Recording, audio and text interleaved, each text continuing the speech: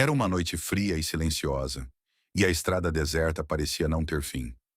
O único som que preenchia o ar era o motor do caminhão de Marcos, que dirigia há horas. Ele já estava cansado, com os olhos pesados de sono, mas não podia parar. O trabalho precisava ser feito. Ele tinha uma carga urgente para entregar, e o tempo não podia ser desperdiçado. Marcos tinha 45 anos e havia passado boa parte de sua vida dirigindo pelas rodovias do país. Já tinha visto de tudo, desde motoristas imprudentes até animais atravessando a estrada sem aviso. Mas naquela noite, algo estava diferente. A escuridão parecia mais espessa, o silêncio mais denso. Ele olhou para o relógio no painel. 2h47 da manhã. A estrada parecia mais vazia do que nunca. Ele ligou o rádio tentando afastar a sensação de desconforto que começava a se instalar. Mas em vez de música ou notícias, o rádio apenas chiava, como se estivesse tentando captar alguma frequência distante. Ele desligou o aparelho, mas o silêncio persistia, apertando sua mente. Foi então que ele viu. Na beira da estrada, perto de um acostamento vazio, havia um homem parado segurando a mão para cima, como se estivesse pedindo carona. Marcos hesitou. Ele sabia que deveria continuar dirigindo sem parar. Nunca era bom dar carona a estranhos, especialmente àquela hora da noite, em uma estrada tão deserta. Mas algo na postura daquele homem o fez desacelerar. Talvez fosse o cansaço, talvez fosse o desejo de não estar sozinho. Ele parou o caminhão. A porta do passageiro se abriu e o homem entrou devagar. Marcos notou que ele estava vestindo roupas escuras, o boné baixo, cobrindo parcialmente seu rosto. Era difícil ver detalhes, mas a sensação de que algo estava errado era inegável. O homem se sentou em silêncio, olhando para a frente. Marcos tentou puxar conversa. "Então, para onde você vai?" perguntou, tentando quebrar o gelo, mas a resposta foi apenas um murmúrio abafado. "Só um pouco adiante." A resposta, vaga e fria, fez um arrepio percorrer a espinha de Marcos. Ele não conseguia ver bem o rosto do homem, mas a presença dele parecia estranha. O clima dentro da cabine ficou tenso, abafado. O rádio chiava cada vez mais, mas nenhum som claro era ouvido. Marcos olhou para o lado, tentando decifrar aquele estranho passageiro, mas não houve resposta. O homem simplesmente olhava para a estrada, como se não estivesse ali. A mente de Marcos começou a trabalhar, tentando entender o que estava acontecendo. Algo estava errado, mas ele não conseguia identificar o quê. O caminhão seguia em direção ao nada, a escuridão engolindo tudo ao redor. Marcos sentia o cansaço bater mais forte a cada quilômetro. Mas então, algo aconteceu.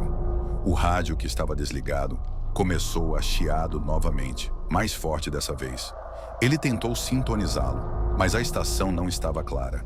Aconteceu algo que ele não poderia explicar. O rádio começou a falar, em uma voz que ele não reconhecia. O passageiro, sem dizer uma palavra, virou lentamente a cabeça em direção a Marcos. Seus olhos estavam fundos, como se estivessem vazios, e algo sobre ele parecia estranho. Algo estava fora de lugar, como se o homem não fosse real. Marcos sentiu um frio intenso, mas ainda não conseguia compreender o que estava acontecendo. Ele pensou em perguntar o que o homem queria, mas antes que pudesse falar, o passageiro murmurou: "Aqui está bom." Marcos olhou ao redor e o acostamento estava vazio.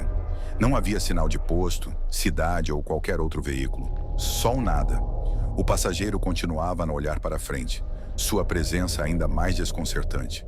Sem entender o que acontecia, Marcos tentou ignorar a estranha sensação e continuou dirigindo, sua mente trabalhando a 1000 por hora, tentando encontrar uma explicação. Foi quando ele ouviu um barulho atrás dele, como se algo tivesse se movido dentro da cabine. Ele se virou rapidamente e o que viu fez seu coração parar. O banco do passageiro estava vazio. O homem que havia sentado ao seu lado apenas alguns minutos antes desaparecera sem deixar vestígios. O horror tomou conta de Marcos. Ele parou o caminhão bruscamente, procurando freneticamente pela estrada. Ele olhou por todos os lados, mas o homem não estava mais ali. Ele abriu a porta do caminhão e correu até o acostamento, mas não havia sinal do passageiro.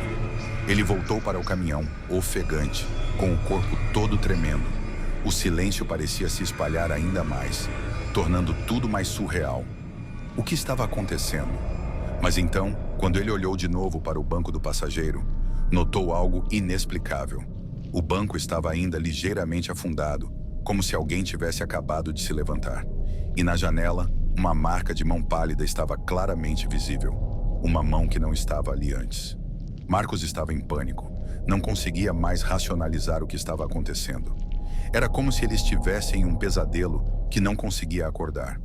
Ele ligou o motor novamente, acelerando pela estrada, sem olhar para trás.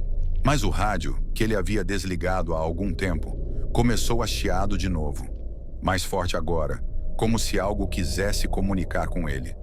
De repente, uma voz familiar surgiu do rádio, como um sussurro distante, quase imperceptível. Ele congelou ao ouvi-la. Era a voz do passageiro. "Cuide-se na estrada." Marcos sentiu o sangue gelar. Ele reconheceu aquela voz. Era a voz do homem que ele havia dado carona, mas agora sabia. Ele não estava mais ali. Ele estava falando com alguém que não podia ver. Ele havia sido enganado, levado para um lugar onde não havia explicação. O caminhão seguiu em frente pela estrada, mas o medo que Marcos sentia era palpável. Ele sabia que aquela não era apenas uma coincidência, mas algo muito mais profundo, algo sobrenatural. Naquela noite, Marcos nunca mais foi o mesmo. Ele continuou sua viagem, mas sempre com a sensação de que não estava sozinho. Que a estrada, naquela escuridão eterna, estava cheia de coisas que não podiam ser explicadas. E o passageiro fantasma?